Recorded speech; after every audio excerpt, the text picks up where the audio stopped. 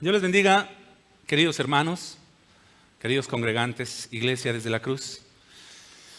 Es un gozo estar nuevamente delante de todos ustedes, ¿verdad? Para exponer las Escrituras, la palabra. Hoy nos corresponde un texto precioso. Primera a los Corintios capítulo 6. Abran sus Escrituras, por favor. Si alguno no tiene Biblia, parece que ahí tenemos algunos ejemplares todavía. Solamente levante la mano y uno de los hermanos encargados le hace llegar la Biblia, ¿verdad? Capítulo 6, primera a los Corintios capítulo 6, vamos a ver los versículos del 1 al 8 nada más, del 1 al 8, y fíjense que quise dejar los versículos del 9 al 11, donde habla de pecados explícitos, porque quiero hacer un énfasis, mis hermanos, en algunos de estos pecados. Por eso este texto bien hubiera podido abarcar hasta el versículo 11, pero quisimos hacer ese apartado, porque vamos a ver algunos pecados específicos, sobre todo unos pecados que están en boga en la actualidad, como el del homosexualismo y todas esas cosas. Queremos hacer un énfasis, una exposición y aclaración de nuestra postura ante el homosexualismo, la ideología de género, estas cosas. Es por esto que no abarcamos hoy hasta el versículo 11. Hoy será solamente hasta el versículo 8. 6, 1 al 8. Y como hemos dicho y como hemos visto, esta carta, primera a los Corintios, es una fuerte reprensión del apóstol Pablo a nuestros hermanos en Corinto, ¿verdad? Es el primer regaño del apóstol Pablo, aunque sabemos que es el segundo realmente, ¿verdad? Porque una carta se perdió. Pablo ya les ha reprendido en los primeros capítulos por las divisiones, por los celos, por las contiendas, por la jactancia, por usar de la sabiduría mundana en lugar de usar la sabiduría espiritual, la sabiduría de Dios. En el capítulo 5 los ha reprendido por ser tolerantes con un fornicario que estaba muy quitado de la pena ahí en la iglesia. Y ahora en este capítulo 6 veremos cómo tratará otro pecado más que estaban cometiendo nuestros hermanos en la iglesia de Corinto. Este pecado era que tenían pleitos legales entre hermanos. Pleitos, ¿alguna vez te han hecho alguna demanda? ¿O tú has demandado a alguien, ¿verdad? Ante un juez civil? ¿Verdad? Pues estos tenían pleitos legales entre hermanos. Y este era un pecado que estaban cometiendo y que Pablo reprende, pero que también enseña entonces cómo proceder. Vamos a leer los versículos que nos corresponden, 1 Corintios 6, 1 al 8, y dice así: ¿Osa alguno de vosotros, cuando tiene algo contra otro, ir a juicio delante de los injustos y no delante de los santos? ¿O no sabéis que los santos han de juzgar al mundo? Y si el mundo ha de ser juzgado por vosotros, ¿sois indignos de juzgar cosas muy pequeñas? ¿O no sabéis que hemos de juzgar a los ángeles? ¿Cuánto más las cosas de esta vida? Sí, pues tenéis juicios sobre cosas de esta vida. ¿Ponéis para juzgar a los que son de menor estima en la iglesia? Para avergonzaros lo digo, pues que no hay entre vosotros sabio ni aun uno que pueda juzgar entre sus hermanos, sino que el hermano con el hermano pleitea en juicio, y esto ante los incrédulos. Así que, por cierto, es ya una falta en vosotros que tengáis pleitos entre vosotros mismos. ¿Por qué no más bien sufrís el agravio? ¿Por qué no sufrís más bien el ser defraudados? Pero vosotros cometéis el agravio y defraudáis, y esto a los hermanos. Amados hermanos y amigos, ¿cuántas veces hemos escuchado a alguien pedir que se le haga justicia? Yo creo que en muchas ocasiones, ¿no? A personas pidiendo que se le haga justicia. ¿Y cuántas veces tal vez nosotros mismos hemos reclamado justicia? Tal vez más de uno por aquí. La justicia es el principio moral que demanda dar a cada quien lo que corresponde, lo que le pertenece o merece por derecho.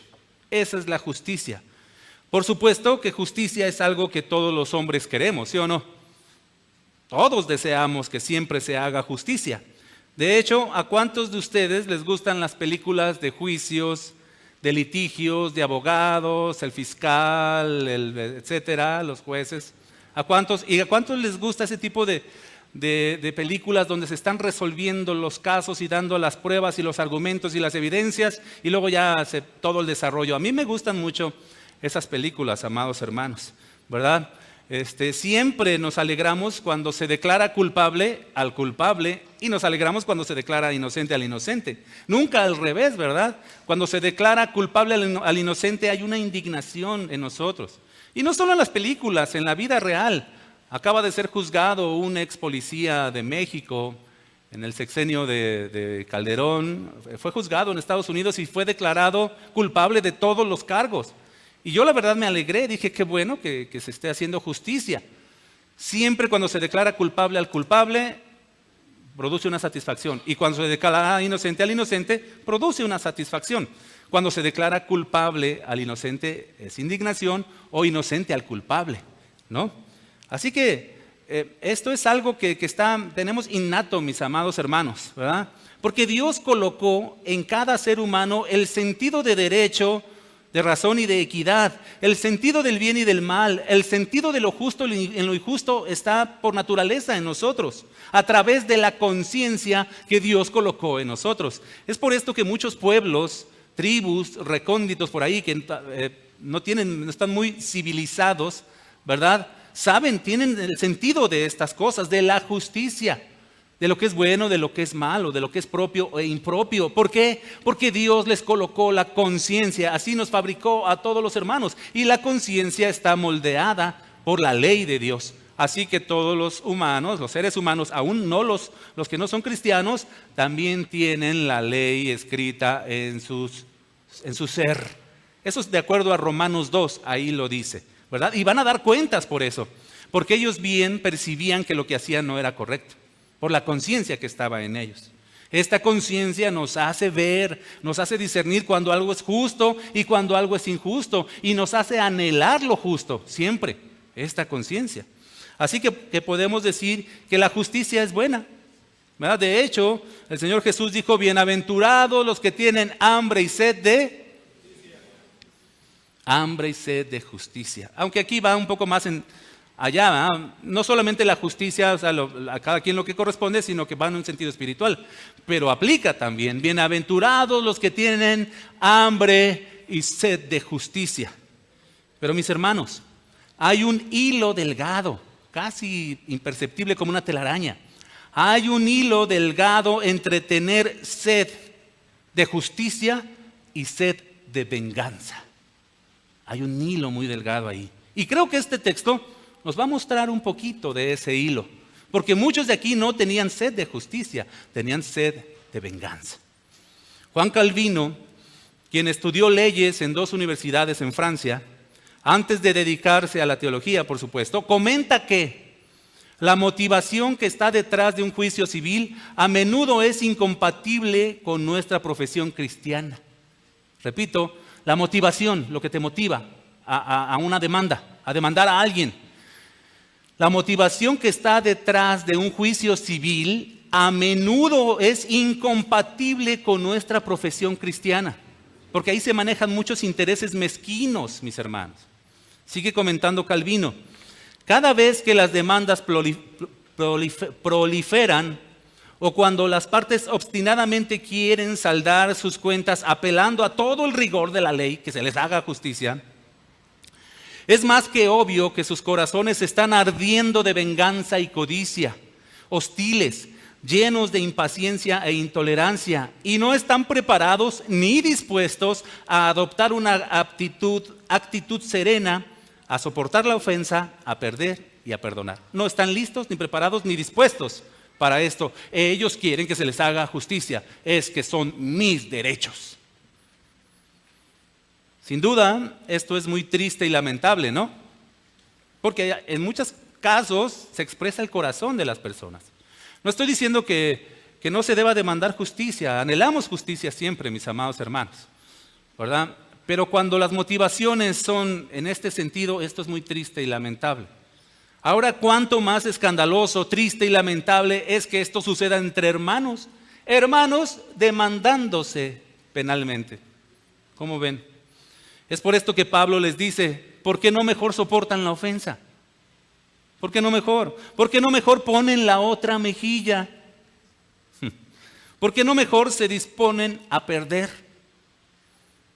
Que es justamente el título de mi sermón, dispuestos a perder.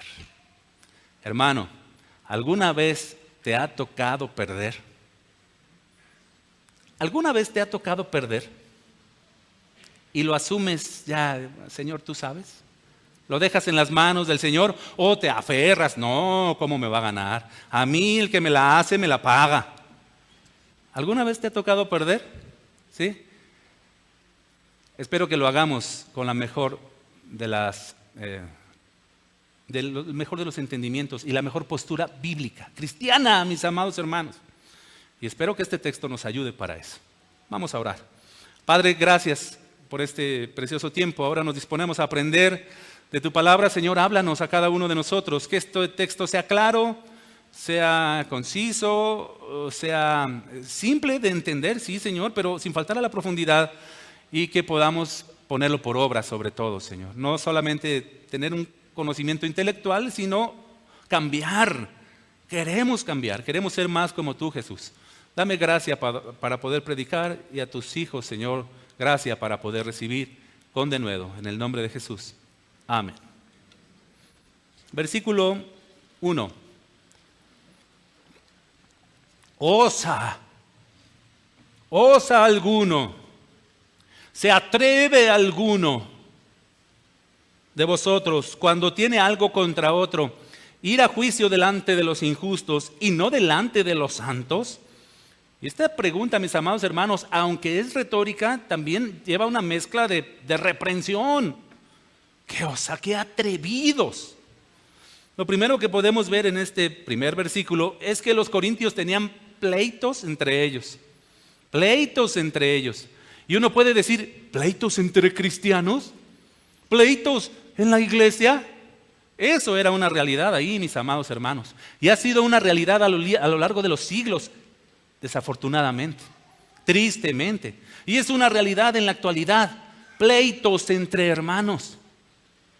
Lo segundo que vemos es que en lugar de resolver esos pleitos como cristianos, acudiendo a la iglesia y a los hermanos maduros y a la palabra, se demandaban ante los jueces incrédulos, ante los jueces mundanos. De hecho, en esa época proliferaban los juicios. Se daban mucho los juicios y de manera pública, abierta. Y muchos griegos les gustaba participar de esas cosas y estar escuchando las demandas, los argumentos y contraargumentos. Eso era una práctica común en esa época. Y estos hacían esto, llevaban sus casos de pleito ante el público y ante jueces mundanos, incrédulos. Por eso les dice Pablo, osa, qué atrevimiento. Para Pablo este era un acto de inmadurez de los corintios, ¿verdad? Y un acto de ignorancia. Pues les pregunta retóricamente, ¿o no sabéis que los santos han de juzgar al mundo? ¿Se atreven a ir ante el mundo para que el mundo los juzgue? ¿Qué acaso no saben que los santos han de juzgar al mundo? Y si el mundo ha de ser juzgado por vosotros, sigo en el versículo 2, sois indignos de juzgar cosas muy pequeñas. Esos asuntos, esos pleitos que tienen, que en muchas ocasiones son pleitos de niños, ¿se atreven a eso? ¿Que no son capaces de juzgar cosas pequeñas? ¿O no sabéis que hemos de juzgar a los ángeles? ¿Cuánto más las cosas de esta vida? Atrevidos. Esta es una interesante declaración de Pablo, ¿no? ¿Qué no saben que los santos, quiénes son los santos? ¿Hay alguien por aquí, algún santo? Si tú no eres santo, no eres cristiano. Y si no eres cristiano, no eres hijo de Dios. Pero si eres un fiel creyente en el Señor Jesús y te ha dado la regeneración, eres un santo de Dios. Yo soy un santo. Eso no quiere decir que somos buenas personas y nunca pecamos, ¿verdad? Quise aclararlo, ¿verdad? Y lo que dice aquí Pablo es sumamente interesante. ¿Acaso no saben que nosotros los santos hemos de juzgar al mundo y hemos de juzgar a los ángeles? Esto es algo complicado de entender y de resolver, mis hermanos. Yo creo que Pablo en su momento enseñó esto de juzgar al mundo, de que los santos juzgarían al mundo y a los ángeles. En su momento se los enseñó a los corintios, pero no dejó un registro para que a nosotros nos quedara claro. Oye, Pablo, no seas así, hubieras dejado algo para poder comprenderlo nosotros y no estar especulando o infiriendo algunas cosas, ¿no? Pero podemos aludir a las palabras de nuestro Señor Jesucristo en Mateo 19:28, cuando dijo, de cierto os digo, que en la regeneración, cuando el Hijo del Hombre se siente en su trono de gloria, vosotros los que me habéis seguido también os sentaréis sobre 12 tronos para juzgar a las 12 tribus de Israel. Ahí habla una concesión a los discípulos de juzgar sobre las tribus de Israel. Pero esto es específicamente, mis amados hermanos, a los 12 apóstoles. Vosotros, de hecho, en Apocalipsis vemos un texto que dice que había 12 tronos. Es para estos. Por supuesto, quitando a Judas el Iscariote, ¿verdad? Entonces, esto no aplica mucho de lo que está hablando Pablo, porque esto habla específicamente de los 12 apóstoles. Pero de acuerdo a lo que viene diciendo Pablo, creo que el sentido de que los santos juzgaremos al mundo tiene relación con el Génesis. En Génesis 1:28 dice, y los bendijo Dios, y les dijo, fructificad, multiplicaos, llenad la tierra y señoread. Y sojuzgadla y señoread. Eso es tener juicio, dominio, autoridad sobre el mundo. Y esa era la gran comisión que le había dado a nuestros primeros padres, Dios a nuestros primeros padres. Y resulta que nosotros ahora venimos a hacer la obra de Adán y de Eva que dejaron inconclusa. Así que nosotros en un futuro, mis amados hermanos, sojuzgaremos la tierra y señorearemos sobre la tierra, sobre los peces, las aves de los cielos y toda bestia que se mueve. Puede ser que en este sentido, o sea, es un apoyo que podemos colocar aquí para saber que nosotros los santos juzgaremos al mundo. Pero esto de que juzgaremos al mundo también encaja con el juicio que los santos hacemos sobre el mundo presente. El juicio que los santos, la iglesia, hacemos sobre el mundo presente. Yo creo que los santos juzgamos al mundo desde ya. Desde ya lo juzgamos. Y no en un sentido de declararlos culpables o de estarles enjuiciando por sus malas acciones, ni estar encima de ellos, pecador, inmundo. No en ese sentido, mis hermanos, ¿no?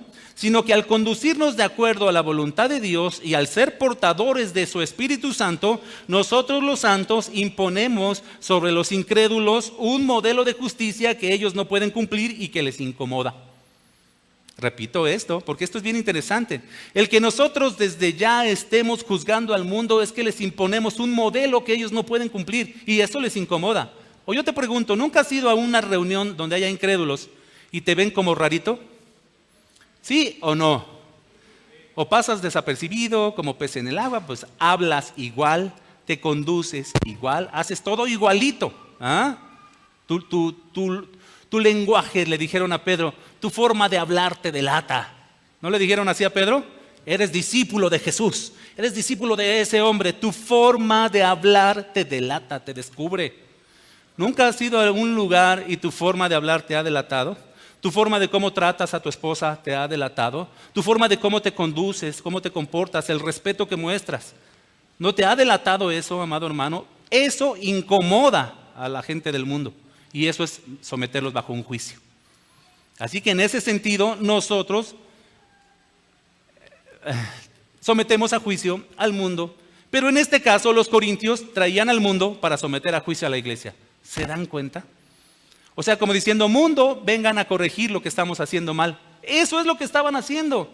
Ustedes incrédulos que no tienen nada que ver con Jesús, ni viven el modelo bíblico, ni viven la vida del Espíritu, vengan a la iglesia y díganos cómo corregir las cosas. Por eso se enoja Pablo. ¡Qué atrevidos! ¿Ok? Entonces, en este sentido puede aplicar, mis amados hermanos. ¿Acaso no saben que los santos han de juzgar al mundo? Pues sí, y de hecho lo estamos haciendo. Y lo estamos haciendo, mis amados hermanos, porque estamos en el milenio también.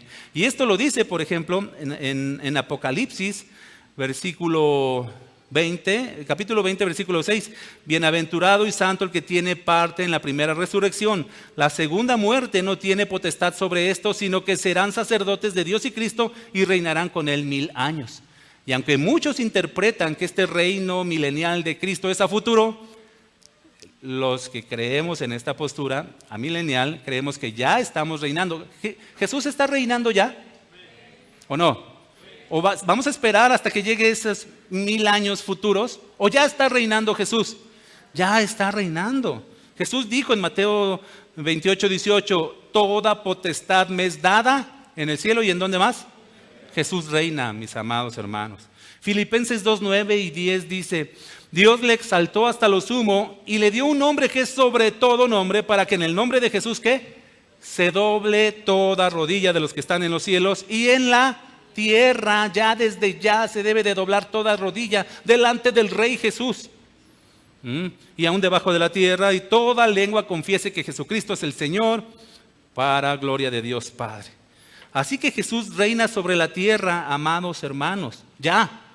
De hecho, desde que cumplió su cometido en la cruz, Dios lo exaltó hasta lo sumo y lo colocó como rey. Él gobierna y nosotros con Él, ¿sí o no? ¿Saben por qué nosotros gobernamos con Él? Porque nos hizo sentar en los lugares celestiales con Cristo Jesús. ¿A dónde estamos? Yo te veo aquí, tú te ves aquí, pero estás allá, gobernando con Jesús. ¿Crees esto? ¿Esto es una realidad? Eso es una realidad que a veces no entendemos, no alcanzamos a percibir, no nos damos cuenta, pero estamos sentados en los lugares celestiales con Cristo Jesús ya en un sentido espiritual. Es en este sentido que juzgamos al mundo, amados hermanos. Quise dar esta explicación.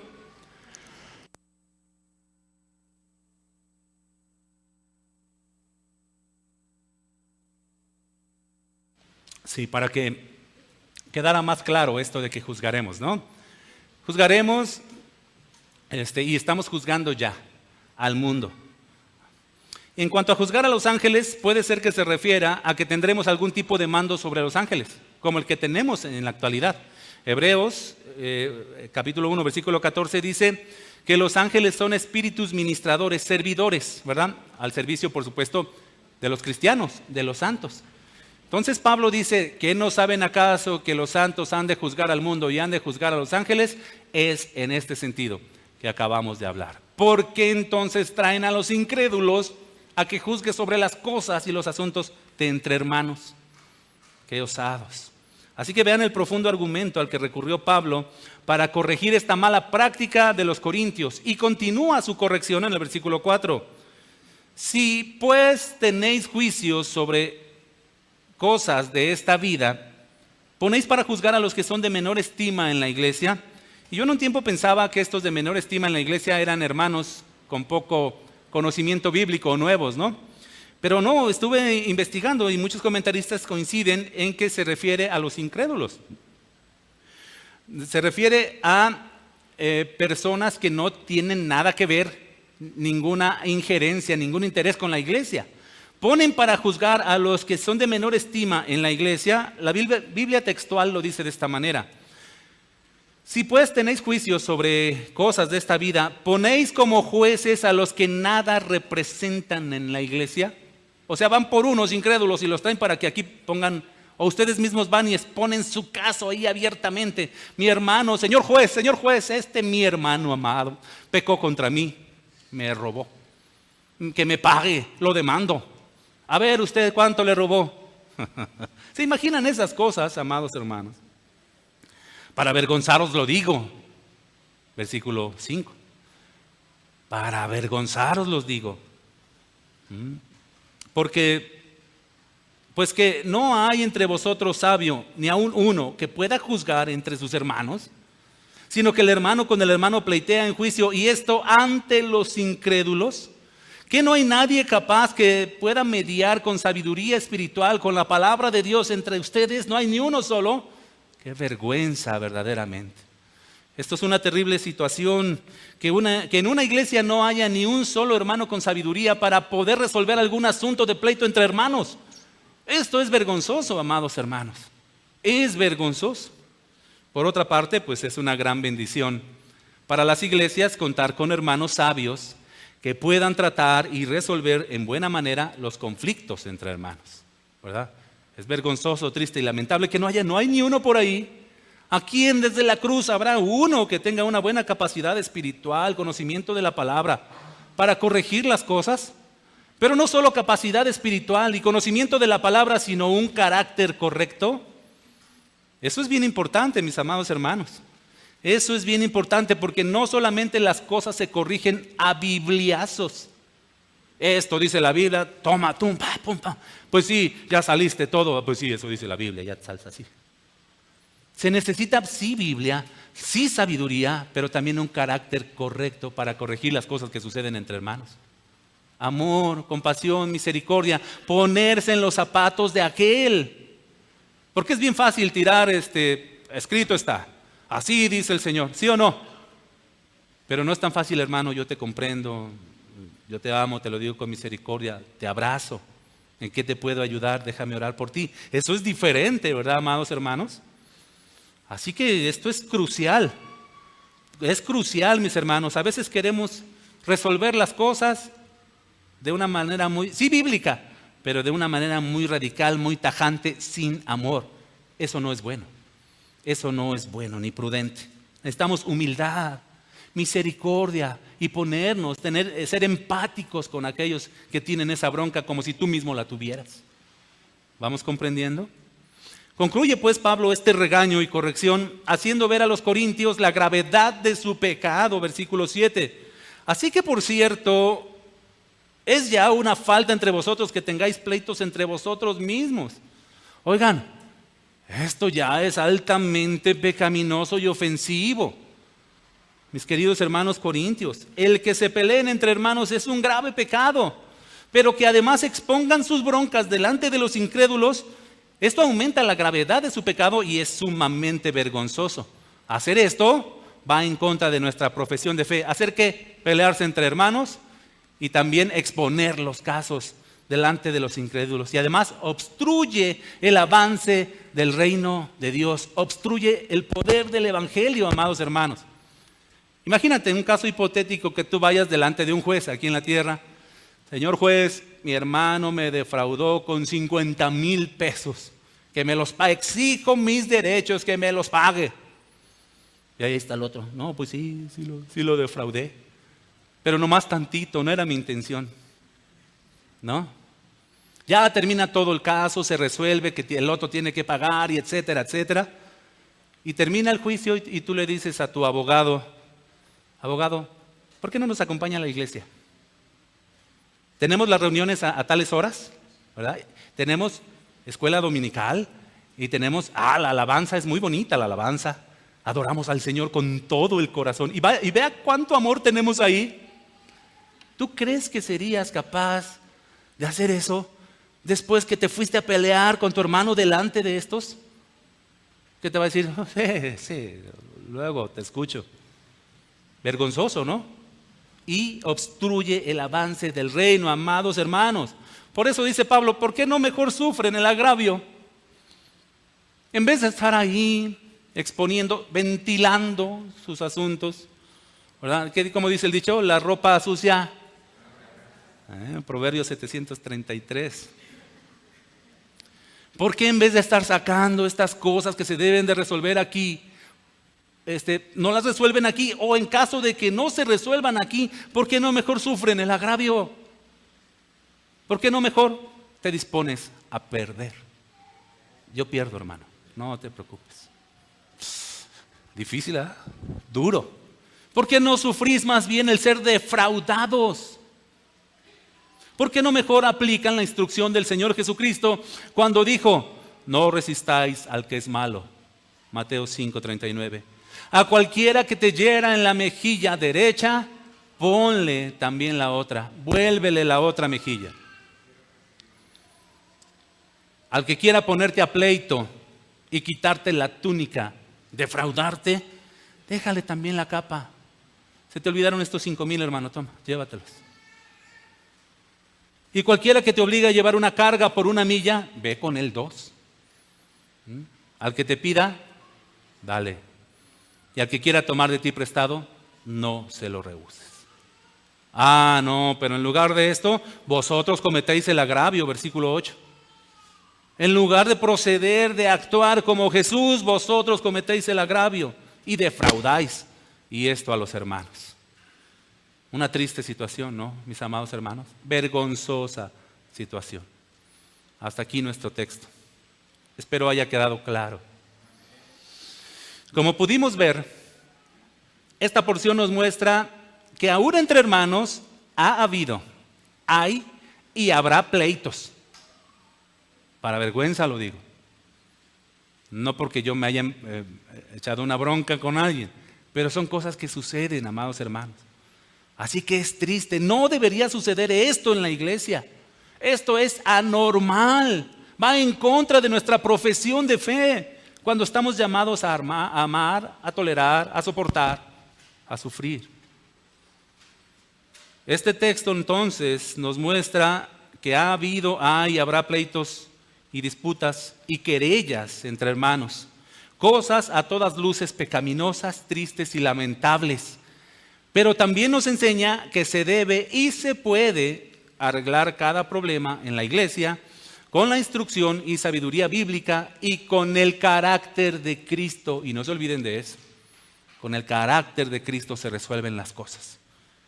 Tú no vas a llegar a tu hermano con orgullo, con altivez, humillándolo, con el carácter de Cristo. No exigiendo justicia, no reclamando tus derechos, sino siempre dispuesto a perder, que así se llama la enseñanza, el sermón de hoy, dispuesto a perder, a perdonar, a sufrir el agravio. Esto no quiere decir que si algún hermano defraudó a otro hermano, no deba resarcir el daño. Es su deber resarcir el daño. Si aquel te robó 20,000 pesos, es su deber regresarte esos 20,000 pesos. Es su deber como cristiano. Pero esto debe ser una iniciativa y convicción espiritual del hermano que dañó, no una exigencia en base a una demanda. O sea, debe de salir de uno mismo, sí hermano, perdóname, te voy a devolver hasta el último centavo. ¿Verdad? Debe ser una iniciativa producida por el dolor de haber dañado a tu hermano y ofendido a Cristo. ¿Se acuerdan de Zaqueo? ¿Qué pasó con Zaqueo? ¿Cuántos conocen la historia de Zaqueo? Uy, poquitos. Miren, Zaqueo era un chaparrito así, que quería ver a Jesús, porque sabía que Jesús iba a pasar por ahí. O sea, Zaqueo ya se había enterado de Jesús, de la bondad de Jesús, del poder de Jesús, del carácter de Jesús, etc. Zaqueo ya se había enterado y le dijeron que iba a pasar por ahí, pero como era tan chaparrito no alcanzaba a ver. Entonces hábilmente, sagazmente se subió a un árbol sicómoro para ver a Jesús, y cuando pasó Jesús por ahí, volteó Jesús ahí, lo vio trepado como chango y le dijo: Zaqueo, baja porque hoy voy a entrar a tu casa. ¡Oh! Imagínense eso, amados hermanos. Bajó corriendo y preparó todo y recibió a Jesús en su casa. Y mientras estaba hablando, Jesús se levantó, Zaqueo, y dijo: Señor, si alguno he defraudado, no, primero dijo: la mitad de mis bienes reparto a los pobres. Y después dijo: si alguno he defraudado, se lo devuelvo 4 veces más. ¿Por qué? Porque había sido convicto, convencido de pecado, mis amados hermanos, y sabía que tenía que resarcir el daño que él mismo había hecho, porque seguro lo había hecho, porque era un publicano abusivo. Pero dijo, después de que vivió, que entró Jesús a su casa, y no solo a su casa, sino a su vida, dijo: ay, he hecho mal, voy a resarcir todo el daño que he hecho. Y esta es una convicción profunda que debe de habitar en nosotros, mis amados hermanos. Así que no quiere decir que si alguien defrauda, pues no le vamos a reclamar que regrese lo robado o el daño. Reponga el daño. Lo debe de hacer, pero no es por obligarlo. Es porque él mismo, movido por Cristo en él, lo va a hacer. Es por eso, amados hermanos. ¿Ok? Pero la otra parte, el que ha sido dañado debe estar dispuesto a perder. Wow. Mi hermano, me defraudaste con 50,000 pesos. Invertí tiempo, invertí vida, esfuerzo, trabajo. Te perdono. Pierdo. Wow. Wow. Así que la lección, mis amados hermanos, es que debe haber siempre una disposición a perder. Esta es la gran lección, una disposición a perder. Porque no sufrís mejor el agravio, en vez de que anden ahí peleándose. Y por supuesto la lección también es de que arreglemos las cosas en casa. En casa. Yo creo que siempre habrá la forma de resolver los conflictos en la iglesia. Siempre habrá la forma. A menos que alguna de las partes no sea cristiano. Pues ese no va a hacer caso. O las dos partes. Imagínate una bronca en la iglesia con dos que no son cristianos. Oiga, ¿saben qué? Vayan y hagan sus ondas y sus broncas allá afuera de aquí, ¿verdad? Pero mientras sean hijos de Dios, se comportarán como Cristo. Irán a la cruz y se resolverá todo asunto, como buenos cristianos. Los cristianos actuarán como su maestro. ¿Ok? Pondrán la otra mejilla, perdonarán y resarcirán el daño. Pensemos un poco en el Señor, porque a veces nos ponemos muy dignos, amados hermanos, ¿sí o no? Pensemos un poco en Él. ¿Alguna vez tú has exigido tus derechos? ¿Alguna vez has dicho, reclamo, demando que se me haga justicia? ¿Sí? ¿Alguna vez lo has hecho? Piensa un poco en tu Señor, si es tu Señor. ¿Cuánta injusticia recibió en su vida Jesús? De hecho, desde niño lo querían matar injustamente y lo persiguieron desde niño. ¿Cuántas veces lo menospreciaron, lo difamaron, lo tacharon de falso, de loco, de endemoniado, de ser un hijo de una adúltera?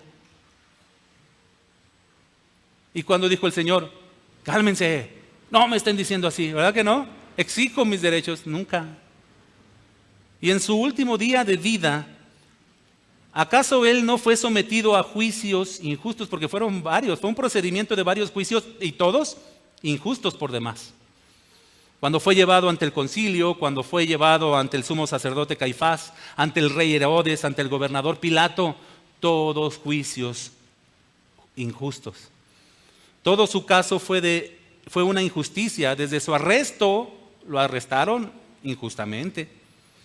El procedimiento, el trato que le dieron, las falsas declaraciones en su contra, todo sufrió injusticias nuestro Señor.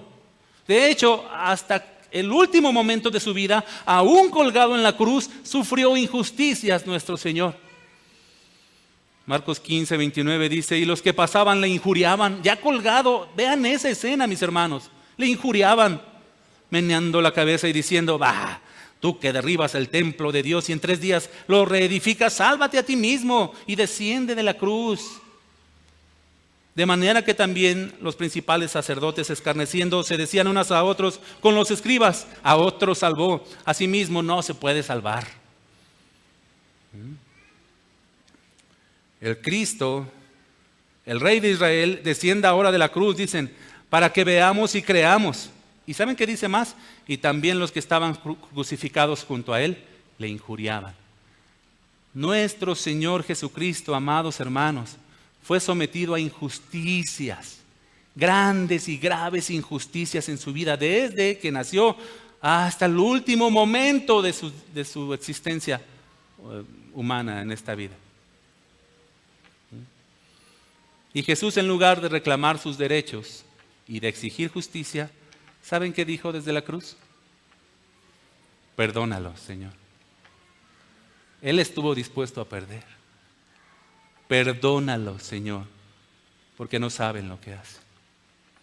Él estuvo dispuesto a perder para obtener la victoria más preciosa de la historia, amados hermanos. Yo te pregunto, ¿en algún momento Jesús pidió que se le hiciera justicia?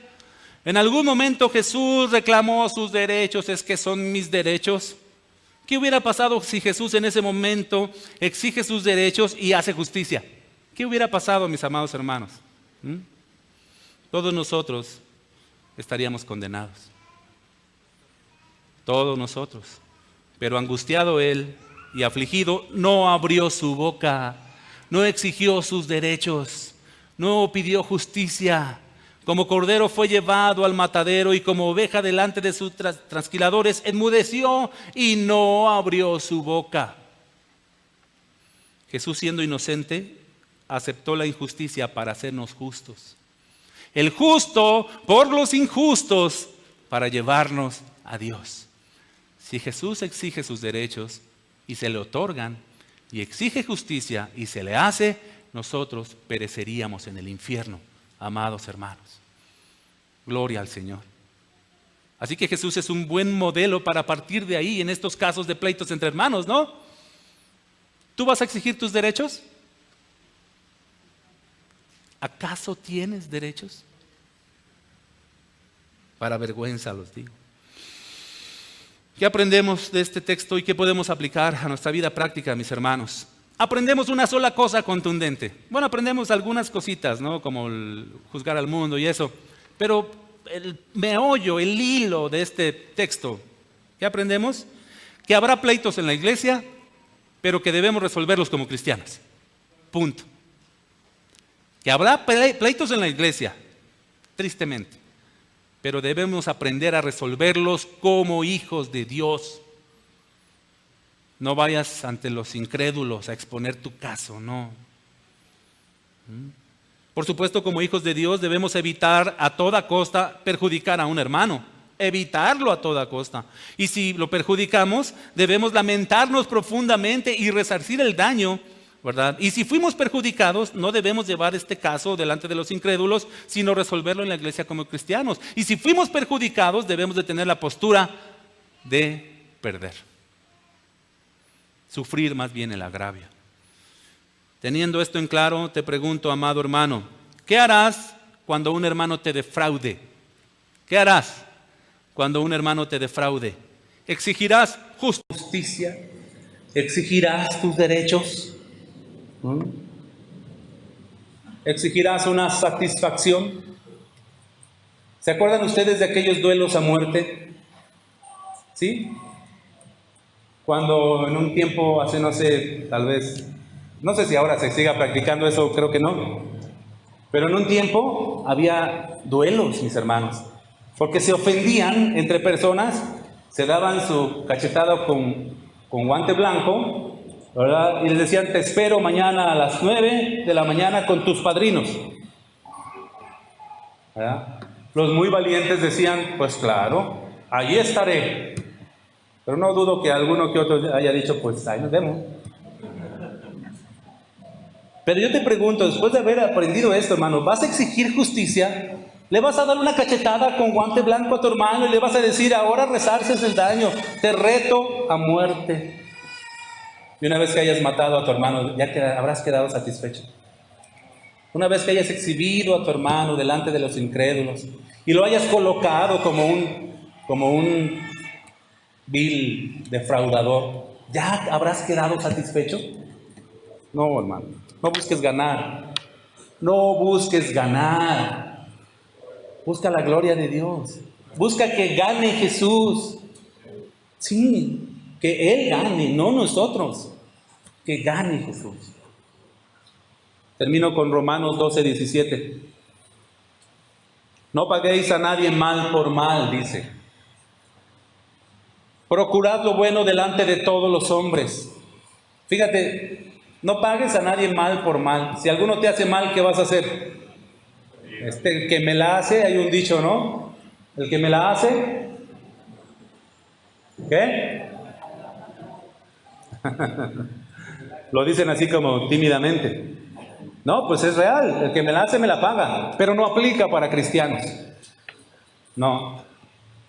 No paguéis a nadie mal por mal. Procurad lo bueno delante de todos los hombres. Si es posible, en cuanto dependa de vosotros, estad en paz con todos los hombres. No os venguéis vosotros mismos, vean, no os venguéis, amados míos, sino dejad lugar a la ira de Dios. Pues escrito está, mía es la venganza, yo pagaré, dice el Señor. Mejor encomienda tu caso al Señor. Tú disponte a perdonar, disponte a perder, dice Señor, pues tú hazte cargo, ¿verdad? Así que, fíjate, si tu enemigo tuviere hambre, ¿qué? Es complicado eso, ¿no, amados hermanos? Si tu enemigo tuviere hambre, no, demándalo, trátalo mal, humíllalo para que se le quite, para que aprenda. No, dale de comer. Si tuviere sed, dale de beber. Pues haciendo esto, ascuas de fuego amontonarás sobre su cabeza. ¿Saben qué quiere decir eso? Harás que le arda la cara de vergüenza. Pero no lo hagas con una mala intención, sino para corregirlo. Porque aún avergonzándolo, pues tú puedes decir, ya lo avergoncé, ya lo humillé. No, no, no. Hazle el bien, harás que se avergüence y entonces puede ser que lo ganes para el Señor. No seas vencido de lo malo, sino vence con el bien el mal. Vence con el bien el mal. Mis hermanos, no nos olvidemos que habrá un juicio. Habrá un juicio. ¿Ah? Romanos 14 dice, 14:10, pero tú, ¿por qué juzgas a tu hermano?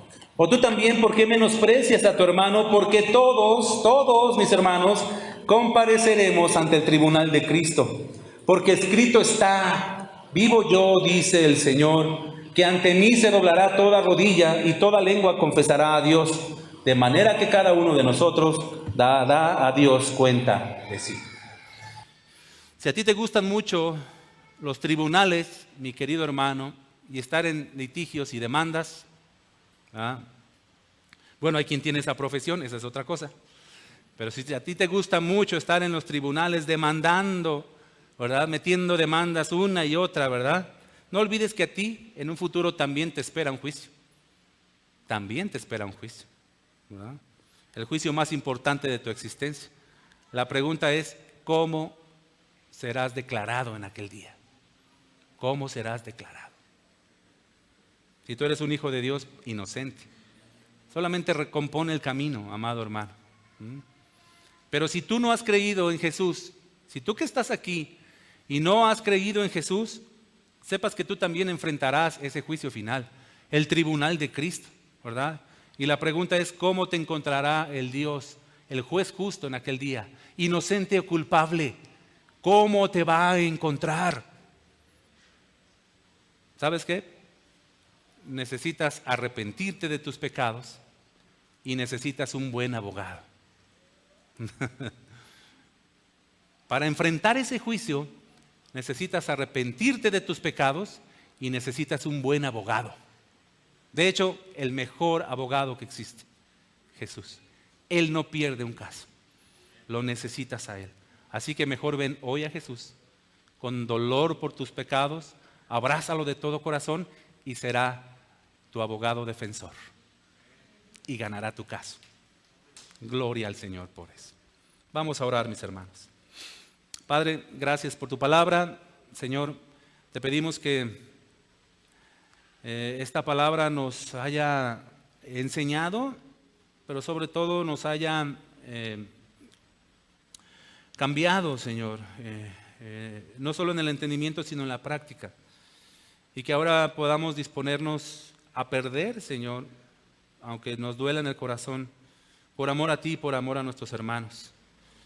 Esto por una parte cuando somos dañados o perjudicados, que estemos siempre dispuestos a sufrir el agravio, Señor. Por otra parte, si algún hermano daña a otro hermano, también muéstrale y enséñale con contundencia que no debe hacerlo en primer lugar, pero que si lo hace debe ponerse a cuentas y resarcir el daño. Señor, líbranos de pleitos y líbranos de exponer estos casos, en caso de que sucedan, delante de los que no tienen nada que ver en la iglesia. No solo ante jueces, Señor, pueden ser familiares que no tienen nada que ver con nuestra iglesia y andamos contando cosas que no son. Señor, que esta sea una lección, una buena lección pertinente para nuestro caminar individual y como cristianos. Gracias, como iglesia. Esto te lo pedimos en el nombre de Jesús. Amén.